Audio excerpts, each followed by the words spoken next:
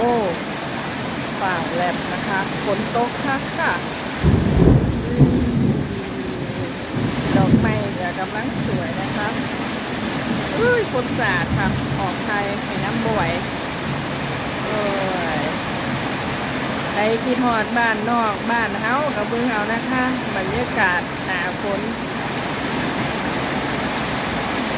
ตกแรงมากค่ะนี่กระทายเก็บไว้เบิ่งนะคะว่าตอนเฮาวัยรุ่นนี่เป็นแบบใดเข้ามาในบ้านเฮาเป็นแบบใดก็ต้องถ่ายสภาพบรรยากาศไว้เบิ่งตอนเขาค่ะดอกกุหลาบหน้าฝนก็ไม่ค่อยสวยเท่าไหร่นะคะแต่กับพอชมค่ะบรรยากาศดีจะนอนมืดมืดเว้นแก่ค่ะ